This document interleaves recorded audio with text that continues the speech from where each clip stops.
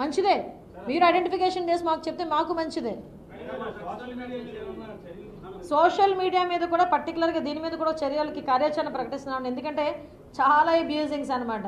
అంటే వాళ్ళు ఏమనుకుంటున్నారంటే మేమేమి చేయలేమనో చేతకాని వాళ్ళనో అలా భావించుకొని చేస్తున్నారో ఏంటో నాకు తెలియట్లేదు. కానీ పర్టికులర్గా సోషల్ మీడియా మీద ఎవరైతే అబ్యూజింగ్స్ వర్డ్స్ ఉమెన్ వ్యతిరేకంగా పెట్టినా, గవర్నమెంట్లో ఏదైనా తప్పుడు మాటలు మాట్లాడినా కంపల్సరీగా సోషల్ మీడియాలో మాట్లాడిన వాళ్ళ మీద కూడా చర్యలు ఉంటాయి.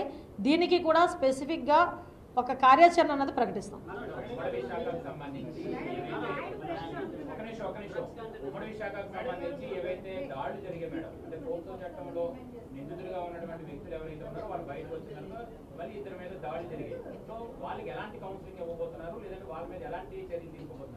యాక్చువల్గా మీరు అన్నది కరెక్టే. కౌన్సిలింగ్ అన్నది మేజర్గా పనిచేసే ఎఫెక్ట్. అందుకే ఇందాక నేను అన్నాను పబ్లిక్ పార్టిసిపేషన్ చెప్పడానికి కారణం కూడా అదే. అట్ ద సేమ్ టైం మళ్ళీ రిపీటెడ్గా చేస్తే కనుక వాళ్ళ మీద ఎటువంటి రౌడీ షీట్స్ ఓపెన్ చేయడానికైనా, లేకపోతే వాళ్ళ మీద పీడియాక్స్ కట్టడానికైనా, లేదు వాళ్ళ మీద ఎటువంటి చర్యలు తీసుకోవడానికైనా పోలీస్ ఫర్మ్గా ఉంటుంది.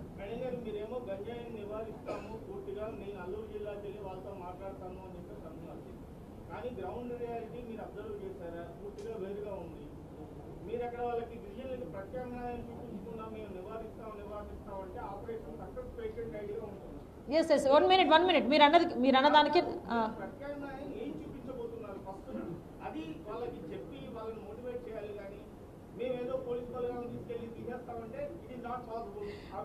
ఒక్కసారి అండి విజయ్, నేను ఒక మాట చెప్తున్నానమ్మా.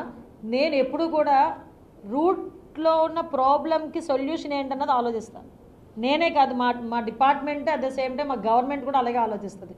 ఈరోజు మీరు చెప్పింది నేను వెళ్ళి వేగ్గా కూర్చొని ఇక నువ్వు పంట వేయద్దు నీకు ఇక్కడ ఇప్పుడు ఫర్ ఎగ్జాంపుల్ ఇప్పుడు కొంతమంది గంజాయి వర్తకులు ఏం చేస్తున్నారంటే అక్కడికి వెళ్ళి ఆ ల్యాండ్ దగ్గరికి వెళ్ళి వాళ్ళే పెట్టుబడి పెట్టి వాళ్ళు పంచుతున్నారు.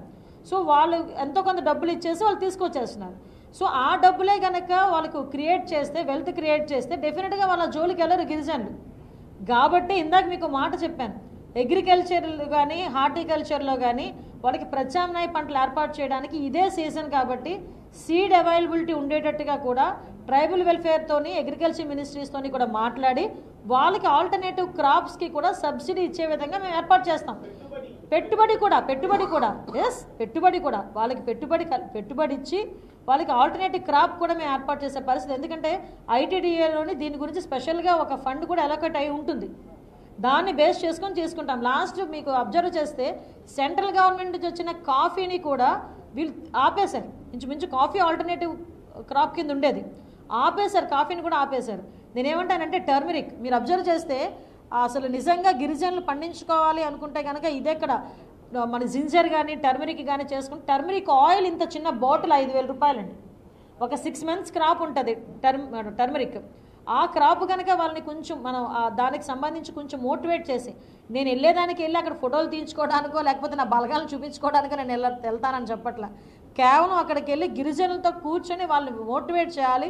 వాళ్ళకి ఈ క్రాప్స్ మీద వచ్చే పెట్టుబడి ఎంత పెట్టుబడి అవుతుంది, ఎంత లాభం వస్తుంది, ఇది అవేర్నెస్ క్రియేట్ చేయాలి. దానికి నేనే ఎందుకు వెళ్తున్నానంటే, నేను వెళ్తే ఓ 10 మంది వెళ్తారు, మిగతా అఫీషియల్స్ వెళ్తారు, మిగతా ఎమ్మెల్యేస్ వెళ్తారు తర్వాత.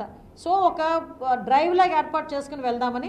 డెఫినెట్గా మీరు అన్నది చాలా మంచి పాయింట్. ఆ పాయింట్ మీద మేము నిబద్ధతగా ఉన్నాం. దాని గురించే ఈ సబ్ కమిటీలో ట్రైబల్ వెల్ఫేర్ని కూడా ఇన్వాల్వ్ చేసాం.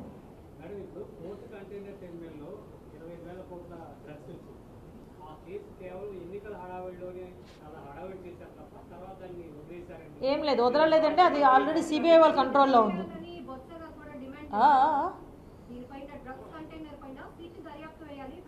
సిబిఐ ఆల్రెడీ దర్యాప్తు చేస్తుంది. వాళ్ళకి సిబిఐ అంటే ఎందుకు అంత భయం నాకైతే అర్థం కావట్లా.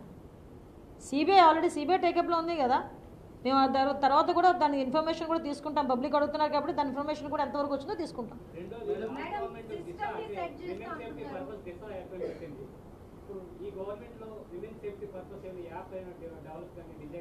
ఆల్రెడీ ఇంతకు ముందున్న యాప్కే వాళ్ళు దిశ యాప్ అని పేరు పెట్టారండి.